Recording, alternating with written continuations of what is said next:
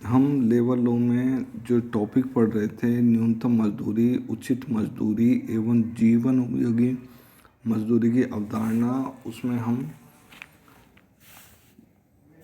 मजदूरी शब्द की जो परिभाषा है उस पर चर्चा कर रहे थे कि मजदूरी से ऐसा पारिश्रमिक अभिप्रेत है जिसे कि धन के रूप में अभिव्यक्त किया जा सके, व जिसमें नियोजन संविदा के अभिव्यक्ति या विवक्षित टर्म्स की पूर्ति की गई हो, तो नियोजित व्यक्ति को उसके नियोजन के बाबत ऐसे नियोजन में दिया गया काम के लिए देय होती है, वो मजदूरी है। अब इसमें मकान का किराया शामिल होता है, लेकिन निम्न ऐसी परिस्थितियाँ बातें हैं जो कि इसमें शामिल नहीं हैं।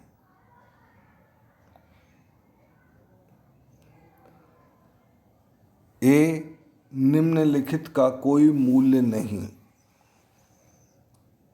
फर्स्ट, गृहवास सुविधा, प्रकाश, जल एवं चिकित्सकीय पारिश्रमिक। सेकंड, किसी अन्य सुख सुविधा या सेवा का मूल्य जिसे कि समुचित सरकार को साधारण या विशेष आदेश द्वारा अपवर्जित किया गया हो। ये दो चीज। बी, कोई ऐसा अंशदान जिसका भुगतान नियोजक ने किसी पेंशनर फंड या भविष्य निधि में या सामाजिक बीमे की किसी योजना के अधीन किया हो। सी, कोई यात्रा भत्ता या यात्रा रियायत का मूल्य। डी, नियोजित व्यक्ति को ऐसे विशिष्ट खर्च चुकाने के लिए दी राशि जो इसे अपने नियोजन की प्रकृति के कारण उठानी पड़े। ई, सेवा मुक्ति पर देय ग्रेच्युटी। ये इसमें शामिल नहीं है।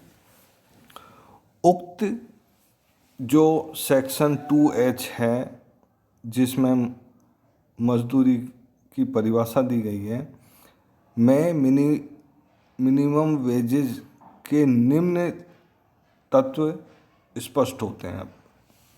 कौन कौन से हैं वो तत्व? पहला, फर्स्ट, यह कि मिनिमम वेजेज में कोई पारिश्रमिक होना चाहिए, यानी मिनिमम पारिश्रमिक होना चाहिए, मिलना चाहिए। ऐसा सेकंड जो है वो है ऐसा पारिश्रमिक धन के रूप में देय हो, मतलब वो धन के रूप में दिया जाए। तीसरा जो है थर्ड, ऐसा पारिश्रमिक नियोजित व्यक्ति को देय होता हो, यानी जिसको दिया जा रहा हो वो नियोजन में हो। फोर्थ, ऐसा पारिश्रमिक नियोजन की शर्तों को पूर्ण किए जाने पर देय होता है, परंतु इसमें सेक्शन 2H में बताए गए कुछ भुगतानों को शामिल नहीं किया। जो अपन ने पहले पढ़े थे इससे पहले, उनको इसमें शामिल नहीं किया जाता। केस है इस संबंध में एक, कमानी मेटल्स एंड एलॉयज वर्सेज इसके कर्मचारीगण। ये जो AIR है 1967 सुप्रीम कोर्ट का, में सुप्रीम कोर्ट ने इस संबंध में निम्नलिखित सिद्धांत प्रतिपादित किए। कौन से थे वो सिद्धांत? फर्स्ट, न्यूनतम मजदूरी ऐसी मजदूरी है जिससे कम भुगतान किए जाने पर कर्मचारी की दक्षता व क्षमता पर प्रतिकूल प्रभाव पड़ता है। फर्स्ट सिद्धांत दिया।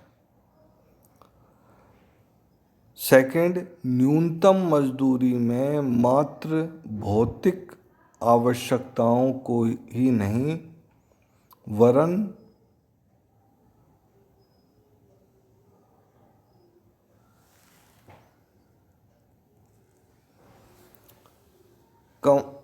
कमरे के तत्व भी शामिल हैं। अतः न्यूनतम मजदूरी में केवल जीवन निर्वाह करने वाली मजदूरी ही नहीं वरन इसमें कर्मचारियों की क्षमता बनाए रखने के लिए भी मजदूरी प्रदान की जानी चाहिए।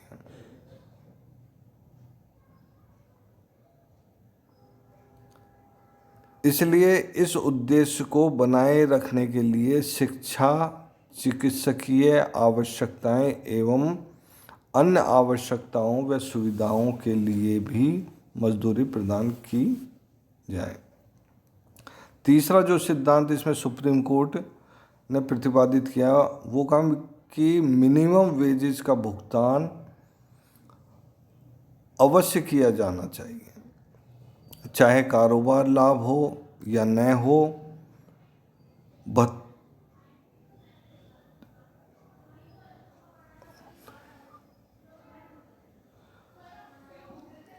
भले ही उससे कम मजदूरी पर ही कर्मकार उपलब्ध क्यों न हो। फोर्थ, मिनिमम वेजेज उद्योग के प्रकार पर आश्रित नहीं है, जो सभी छोटे छोटे उद्योगों में समान रूप से लागू होती है। यह मजदूरी की न्यूनतम सीमा निर्धारित करती है। इसी प्रकार एक अन्य case MS Hindustan hosiery industry versus MF Lal and others में स्पष्ट किया कि औद्योगिक व्यापार को मिनिमम वेजेस तय करते समय एम्प्लॉयज़ के वेतन देने की स्थिति पर विचार करना चाहिए।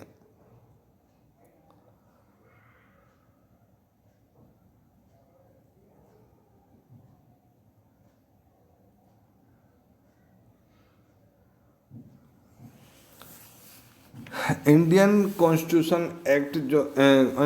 कॉन्स्टिट्यूशन है, उसका आर्टिकल 43 कहता है कि प्रत्येक कर्मकार को ऐसी मजदूरी मिले जो उसके कार्यानुसार हो, उसकी कार्य क्षमता बनाए रखने में सहायक हो। भारतीय संविधान के अनुसार हर कर्मचारी की मजदूरी में भेद रखना असंवैधानिक है। इसमें समान कार्य के लिए समान वेतन की बात की गई है।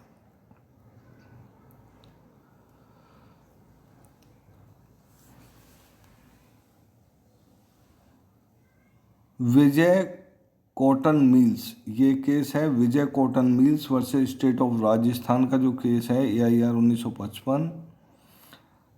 इस केस में सुप्रीम कोर्ट ने कहा कि यदि मिनिमम वेजेस देने में फैक्ट्री बंद भी होती है तो भले ही हो, मिनिमम वेज तो दिया ही जाना चाहिए। व्यापार के मूल अधिकार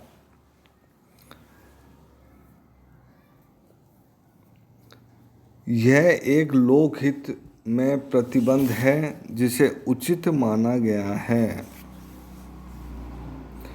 यानी व्यापार के मूल अधिकार पर यह एक जो लोकहित में प्रतिबंध है उसे उचित माना गया है सुप्रीम कोर्ट के द्वारा। Minimum wages